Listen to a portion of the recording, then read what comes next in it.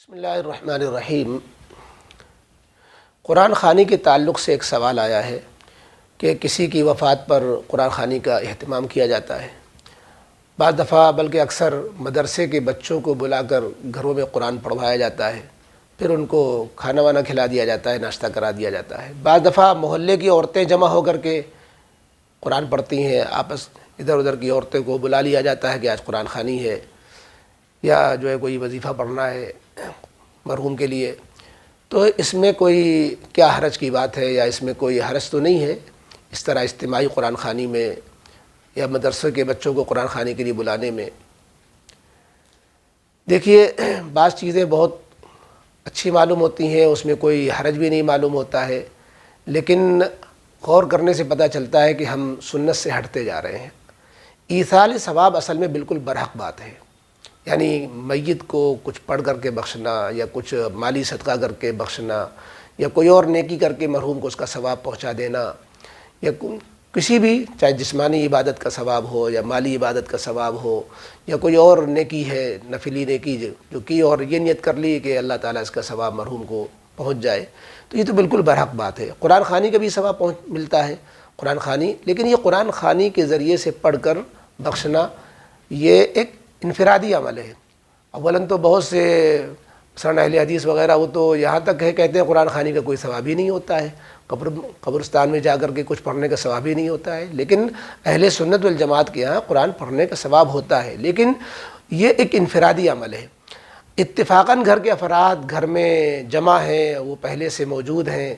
وہ اپنے اپنے طور پر کہیں کہ بھائی ابا کے لیے قرآن پڑھ لو، اور وہ آپس میں بیٹھ کر پڑھنے لگ جائیں، تو یہ تو اتفاقاً جمع ہونے کی شکل ہو گئی، اس میں تو کوئی حرج کی بات نہیں ہے۔ لیکن یہ جو دن تاریخ متعین کر کے باقاعدہ جو دعوت دی جاتی ہے، بلایا جاتا ہے، پہلے قرآن خوانی ہوگی پھر دعوت چلے گی،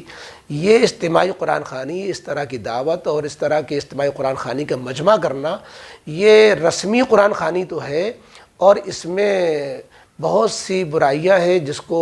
غور کرنے سے آپ سمجھ سکتے ہیں۔ اس لیے یہ رسمی قرآن خوانی کو شریعت میں کوئی اصل اس طرح کی نہیں ملتی کہ قرآن خوانی کے لیے کوئی مجمع بلایا جائے، اس کے لیے دعوت کی جائے، اس کے لیے دن تاریخ رکھی جائے۔ اس لیے رسمی قرآن خوانی سے بچنے کی ضرورت ہے۔ رسمی قرآن خوانی میں نقصان کیا ہے؟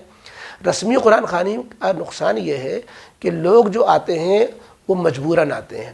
صرف شکل دکھانے کے لیے آتے ہیں کہ قرآن خوانی رکھی گئی، نہیں جائیں گے تو ان کو برا لگے گا، شکل دکھانے کے لیے جانا ہی ہے، چاہے ہم ایک صفائی پڑھیں چاہے نہ بھی پڑھیں، تو جو ہے اس لیے جمع ہو جاتے ہیں تاکہ نبھانا ایک بہوار کے طور پر جو ہے قرآن خوانی میں شریک ہو جاتے ہیں۔ ظاہر ہے کہ جب نیت ہی صحیح نہیں ہے تو پڑھنے کا ثواب بھی نہیں ملا، جب ثواب بھی نہیں ملا تو مرحوم کو بخشیں گے کیا، ثواب کیسے پہنچائیں گے مرحوم کو؟ اسی طریقے سے بچوں کو جو بلا کر مدرسے کے بچوں کو بلا کر قرآن خوانی کرائی جاتی ہے، اس میں تو کئی اور نقصانات بھی ہیں۔ ایک خرابی تو یہ کہ بچوں کی عادت خراب ہوتی ہے، وہ شروع ہی سے جو ہے لالچی بننے لگتے ہیں کہ چلو قرآن خوانی ہے کچھ ملے گا، اور جو ہے کچھ کھانے کو ملے گا، کچھ پینے کو ملے گا، تو کھانے کی نیت سے اور اس نیت سے جو ہے وہ بچے بھی انتظار کرتے ہیں کہ کوئی کسی کا انتقال ہو تو دعوت میں جانے کو ملے، تو یہ تو بچوں کی عادت پر۔ اور پھر ان بعض دفعہ تو ان بچوں کو بہت حقارت کی نگاہ سے لوگ دیکھتے ہیں کہ جا رہے ہیں کہیں قرآن خوانی کے لیے کوئی مر گیا ہوگا، تو یہ اچھی چیزیں نہیں۔ اور سب سے بڑھ کر نقصان یہ ہے کہ بچوں کو جو قرآن خوانی کے لیے مدرسے کے بچوں کو بلایا جاتا ہے اس میں ان کی تعلیم کا حرج ہوتا ہے، ان کے گارجین جو ہے نہیں چاہتے کہ ان کی تعلیم کا نقصان ہو، تو اس لیے اس کا صحیح طریقہ یہ ہے کہ اگر مدرسے کے بچوں سے قرآن خوانی کرانا ہے تو آپ مدرسے میں جائیں اور مرحوم کا نام لکھوا دیں کہ جب بچے دعا کریں قرآن پڑھے تو مرحوم کے لیے بھی کو بھی شامل کر لیں۔ تو اس میں ہمارے جیسے کہ مدرسے میں یہ نظام ہے کہ کوئی بھی آتا ہے بچوں کو لینے کے لیے یا قرآن خوانی، تو ہم کہتے ہیں بھائی مرحوم کا نام لکھوا دو، ہفتے میں ایک جب بھی دعا ہوگی تو مرحوم کو بھی اس میں شامل کر لیا جائے گا۔ اللہ اللہ خیر صلی اللہ، تو اس میں نہ تو ہمیں تعداد بتلانے کی ضرورت ہے، نہ قرآن خوانی کرانے والوں کے لیے کوئی نذرانہ کی ضرورت ہے، نہ کوئی شیرینی کی ضرورت ہے، اور یہ الگ الگ ثواب لوگ اس کو جمع کر دیتے ہیں۔ یعنی ایک طرف پہلے قرآن خوانی کروائیں گے، پھر کھانا کریں گے، پھر سمجھیں گے کہ اب ایصال ثواب ہو گیا، حالانکہ کھانے کا ثواب الگ ہے، چاہے جب کریں۔ قرآن خوانی نہیں بھی ہوئی ہے تو بھی آپ مرحوم کے لیے کھانا پکوا کر کے غریبوں کو کھلا سکتے ہیں،